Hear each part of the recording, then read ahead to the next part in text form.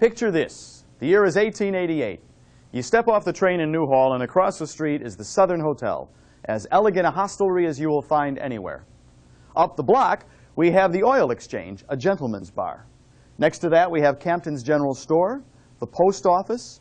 We even have Judge John Powell's house and court. No matter your need, Railroad Avenue had it.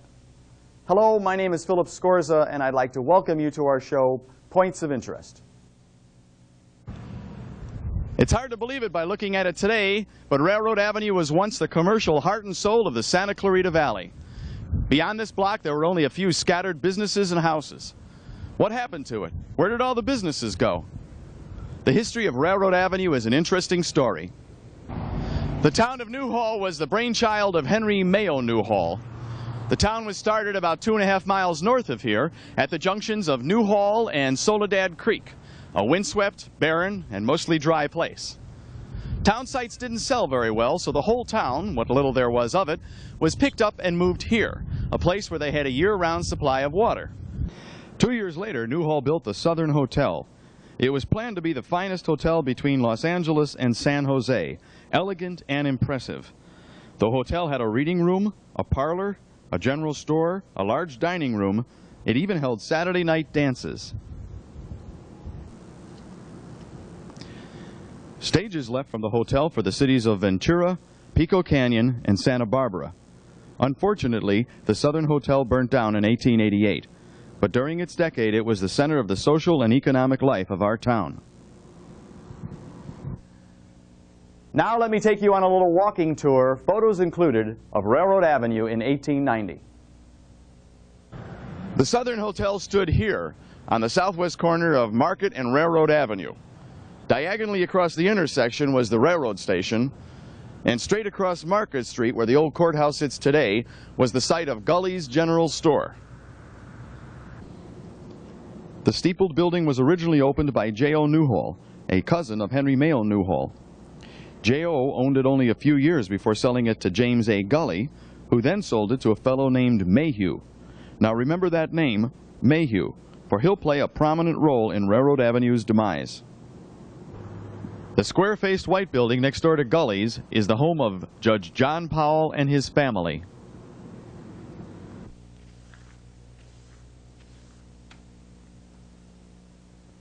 Judge Powell was 35 years old when he was appointed Justice of the Soledad Judicial District. He served the courts for over 40 years, presiding over an immense territory from Acton on the east to Piru Creek on the west. He died in his Newhall home in 1926. Judge Powell was 87 years old. If we walk one door north of Judge John Powell's house, we find ourselves at Nick Rivera's Adobe Saloon. Nick Rivera was born in Mexico in 1863. He and his wife Mary had 3 children, Lucy, Ida, and Louis. This is a picture of Nick with his daughter Ida. This is a picture of the inside of Nick Rivera's Adobe Saloon. In addition to a glass of whiskey and a sandwich, you could also get a haircut at Nick's. That's Nick standing in the middle of the picture in the background. Nick's place was followed by Dick Lofton's restaurant, and then the Oil Exchange. The only payrolls of any size that kept people employed and spending their money in Newhall came from the Newhall Ranch and the oil industry, which was located up Pico Canyon, or Mentryville as we call it today. Perhaps in honor of those hard-working individuals in the oil industry, or maybe just to get a little bit more of their money, 2 of the 3 saloons on Railroad Avenue were called the Oil Exchange and the Derrick Saloon. At first it was called Mike Powell's Palace Saloon, a misnomer if ever I heard one. A few years later it was spruced up and renamed the Oil Exchange. This was where the businessmen or the bosses met to hoist a few. This is the one place that hasn't changed on Railroad Avenue. There's always been a bar on this site. The working men, the employees, drank at the Derrick Saloon, which stood right here on 8th and Railroad Avenue. The Derrick Saloon was originally built by Joe Layton in the 1880s. It was purchased by Mr. Chex in the 1890s. That's Emil Chex, second from the left. Walking up the block from Nick Rivera's Adobe Saloon, we pass the Oil Exchange, Campton's General Store, and at the end of the block, you can see the Derrick Saloon. Now right here on the southwest corner of Railroad Avenue and 8th Street stood Campton's General Merchandise Store. George Campton was born in 1839 in the British West Indies. He came to the U.S. in 1864. George was Henry Mayo Newhall's ranch superintendent, and in fact it was Newhall who advanced Campton the money to start his store. Built in 1876, the first version of Campton's store went up in a blaze. Stored ammunition blew through the roof. Campton started rebuilding the next day. This picture shows the first Campton store. As you can see, the place was strictly functional. Besides being the post office, the store supplied the local ranches, mining camps, and oil fields. Campton's was equipped with gold scales, not cash registers. Here's a photo of Campton's second general store. It was built on the site of the first store.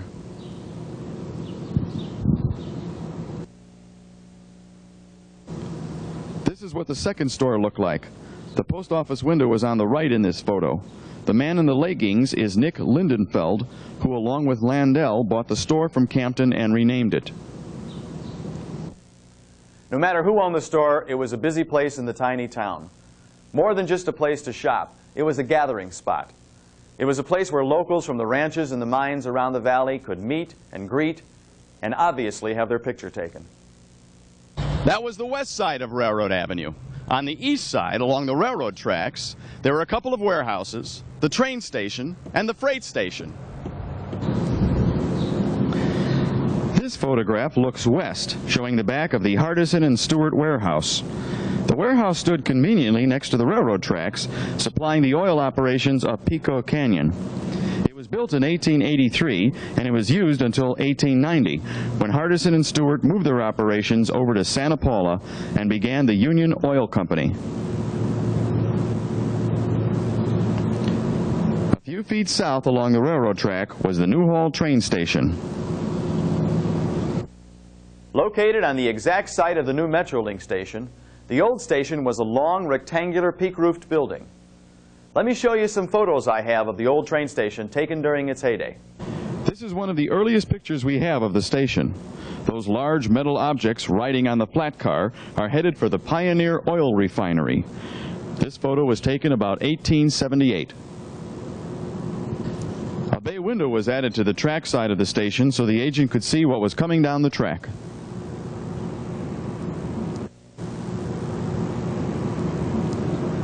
A rare snowfall blanketed the town in white. We're looking west down Market Street in this photo. The train station's on the right. At the far end of Market Street is the tiny Presbyterian church. What a great photo for a Christmas card. A little while ago I had a chance to visit with Gladys Laney over at Tom Frew's house. Now Gladys was born in 1910 and she remembers the old train station very well. Let's go meet Gladys now. As you know, we're going to be opening a Metrolink station in downtown Newhall again on the exact site of the original train station. You remember the original train station? Goodness, yes. Spent a lot of time there. Let me show you a photo of it. Oh, yes. Is that it there? Yes, indeed. Did you ever get on and off the train in our... Oh, yes, because when we want to shop, you got on the train and went to Los Angeles to do your shopping, you know, for any particular... And then I had a sister who lived in Fillmore, and we often took the train from here to Fillmore. So you would go in either direction then, yes, huh? Yeah. And at one time, there was a little train that went from here to San Fernando. That was when I was in high school, and we used to take that, too. But I spent a lot of time there. Well, did you ever think you'd see the day when they'd replace that old train station? No, but I'm very glad they are. I think that's wonderful. It's going to be a nice addition to our town. Indeed. Yes. Well, thank you again for joining us today. I really appreciate You're your being welcome, here. Phil. As you could imagine, the landlords on Railroad Avenue rightfully felt they owned the world, or at least Newhall's portion of it. Until 1908, that is. Remember that fellow named Mayhew? Mayhew now owned the store that J.O. Newhall started. Anyway, Mayhew wanted to raise the rent on his tenant, Albert Swall. Now, Swall had opened a meat market there a few years earlier and was doing all right for himself, but he balked at the rent increase. Rather than pay it, Swall decided to move his business over to Spruce Street. At the time, there wasn't a lot of businesses on Spruce Street. There was Tom Frew's house and blacksmith shop, Ed Pardee's livery stable, and on the corner, the Second Southern Hotel. That's where Swall moved his business, into the back of the Second Southern Hotel. 2 years later, the California Highway Commission began building the Ridge Route through Newhall. Now, they didn't like the fact that Railroad Avenue made a little jog around the train station. And they also didn't like the fact that the property owners on Railroad Avenue didn't want them to straighten out Main Street. Swall heard about this. He talked with Ed Pardee and Tom Frew, and together they bought Block 10, the northeast corner of San Fernando Road and Lyons Avenue. Back then, it was called 10th and Spruce Street. Anyway, they eagerly offered it to the Highway Commission, and the highway through Newhall was routed down Spruce Street. This action caused Railroad Avenue to be deserted. Over the next few years, several buildings were relocated. Emo Chex moved the Derrick Saloon to the corner of 8th and Spruce Street, turning it into a grocery store. Francis Phillips bought and moved the old Stewart and Hardison warehouse and turned that into a boarding house. Campton's General Store was moved 100 feet westerly, and the back was made the front. Spruce Street was where the action was. Railroad Avenue no longer mattered. Mayhew's General Store was torn down in 1932 to make way for the new Masonic Hall and Courthouse. It lasted long enough to be used as a temporary morgue during the hectic days following the St. Francis Dam disaster in 1928. At the top right of this photo, you can see Swall's name still painted on the building's wall.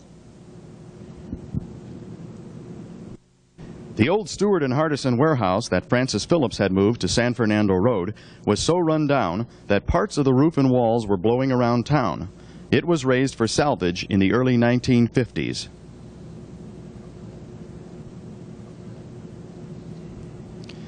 Campton's General Store served a useful life for a while on San Fernando Road. It housed a number of businesses, including a furniture store and funeral parlor.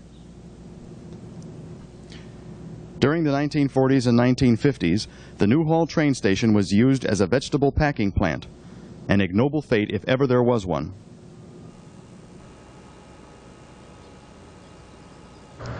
Finally, around 1961, both the Newhall train station and Campton's old General Store burnt to the ground. Not a lot of people noticed, but the last of Railroad Avenue was gone. Luckily, we still have some wonderful photos of a place and a time and a people that used to be.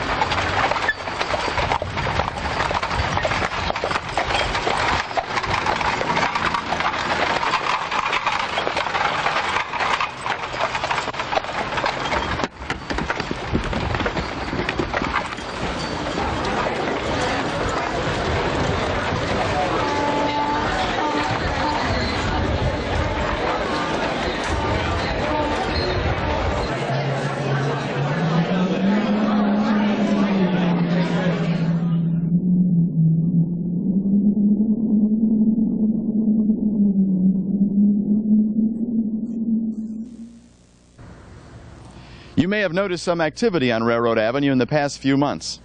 Let me tell you about Railroad Avenue's rebirth.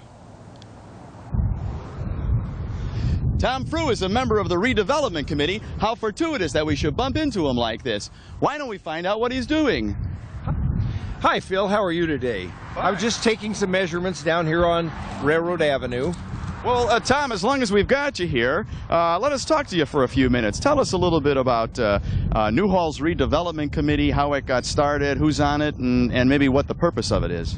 Well, redevelopment, of course, was to try to bring some life back to Old Newhall, which has gone downhill for many, many years. There have been a number of attempts to remodel all the stores, but that ran into a lot of opposition because it was expensive for the building owners.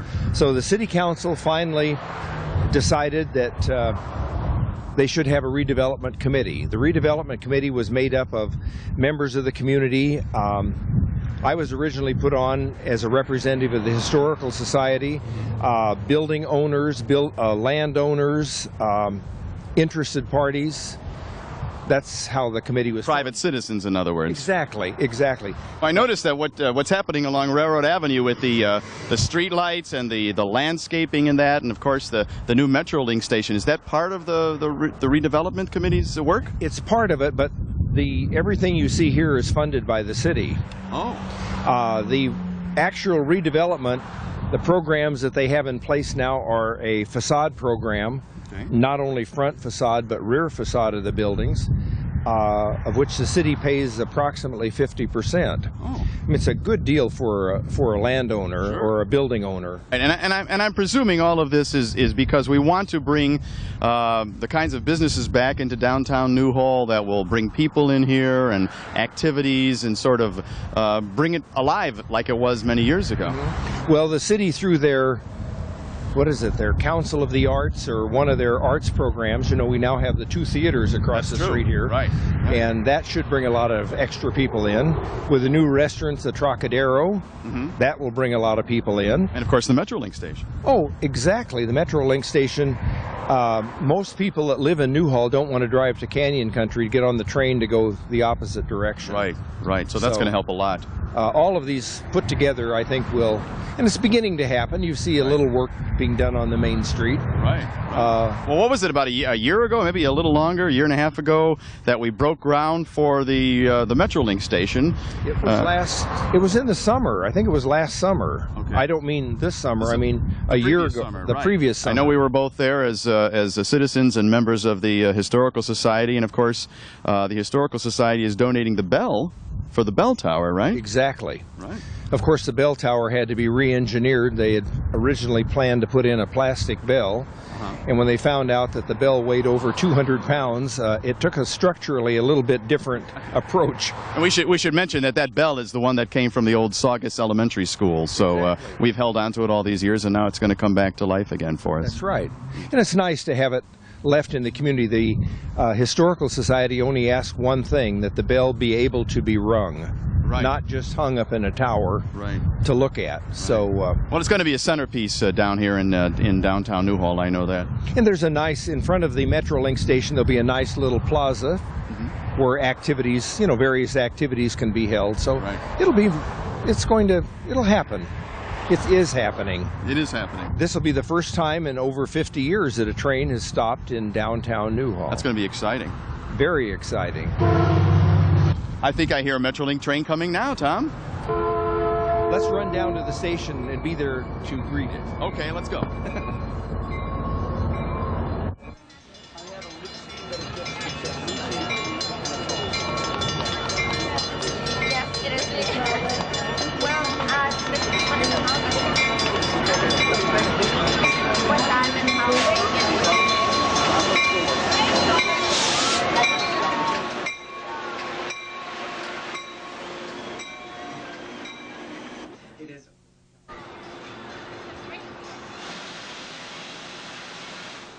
Tom and I were really excited about seeing the first Metrolink train pull into the station, but we were even more excited about walking around and seeing the beautiful station that's been built.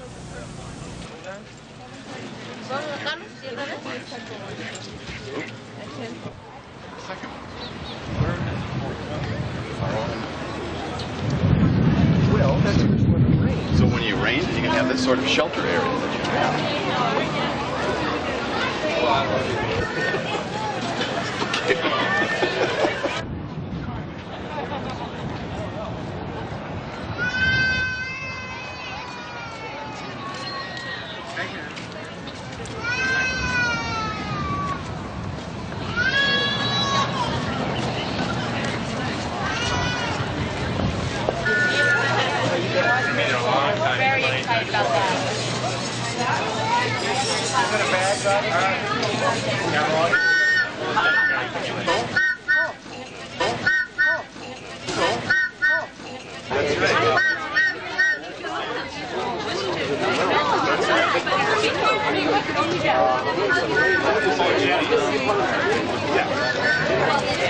Hi, how are you?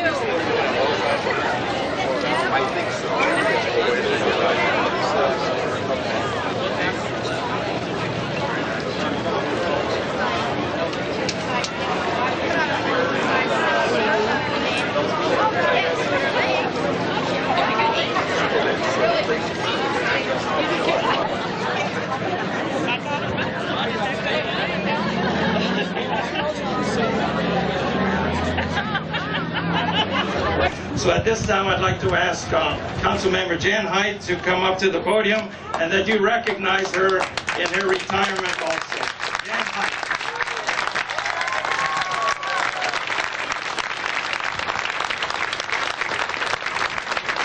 Thank you so much.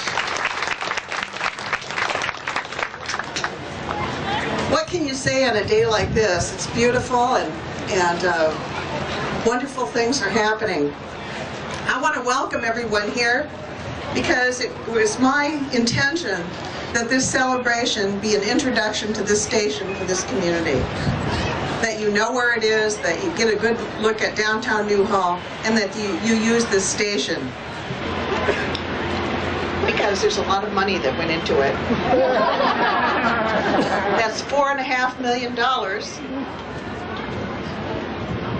At this time, I'd like to... I got a chance to visit with my old friend and City Council member Laurene Weste about the new Metrolink train station. Well, someday maybe we can have a cappuccino right over in the restaurant over there and walk down to the bookstore and all that sort of thing together. I think we're all looking forward to that. That'll be great, won't it? Great. Yeah. So what I'm thinking is that it was probably about 4 years ago when you and I were standing right on this spot. Yes. And we were looking over there and we were saying someday there's going to be a train station. With great anticipation. With great anticipation. And now look what we have behind us. Ah, reality. Here it is. It's beautiful. It's Isn't that wonderful. terrific? Oh, It's been a nice day so far. it is a fabulous day. I know. New and century. And I know, yes, a new century, and I know how proud you are of all the work that people have put into this train station that we have here now. Truly, the community's rolled up their sleeves. Everybody, staff, council, community members, redevelopment committee. Here we are. It's a reality.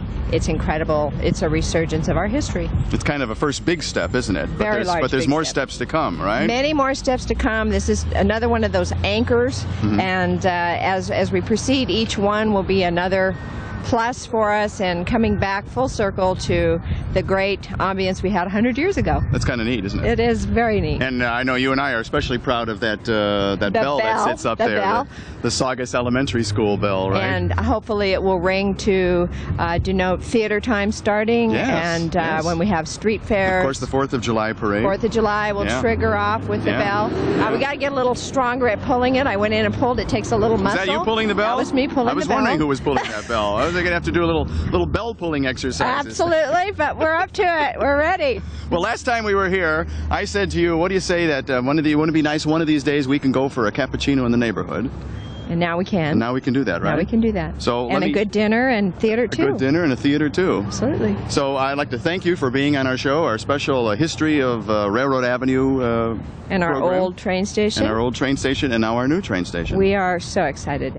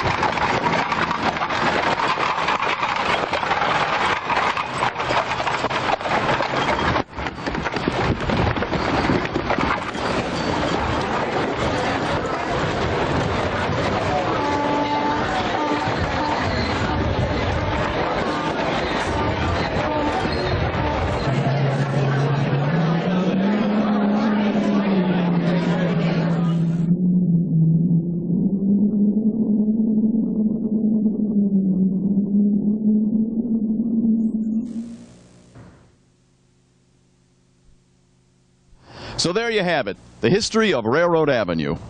I wonder what Henry Mayo Newhall would think of his tiny town now. He wanted it to be more than just a dot on the map. Remember, he built the Southern Hotel, the finest hostelry between Los Angeles and San Jose. It stood right over there. Too bad it burned down. It would have made a great bed and breakfast. I think Mr. Newhall would have been very happy. More importantly, I wonder what those other people would think. George Campton and Albert Swall and Tom Frew, Ed Pardee, Francis Phillips, Nick Rivera, and William Mayhew. Those people were not rich like Mr. Newhall. They gambled everything. They moved here and raised a family and scratched out a living. They believed in this town, and they had a lot more to lose. I think they would look around today and feel very proud at what they started. And I think they would still think that this is a great place to live and raise a family. They might feel a little sad because of a loss of the way things used to be.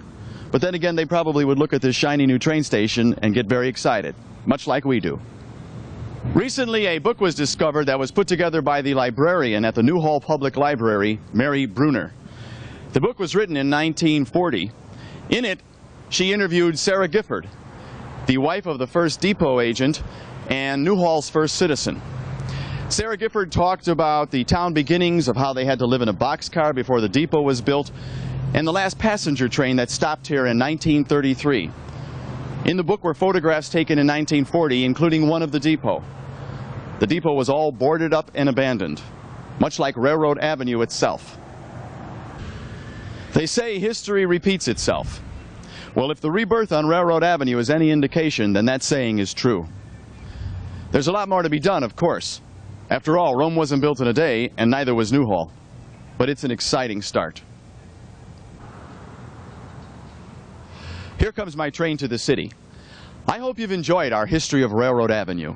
I'd like to thank my guests, Gladys Laney, Tom Frew, and Laurene Weste, and I'd like to thank you for watching. Until next time, this is Philip Scorza for Points of Interest.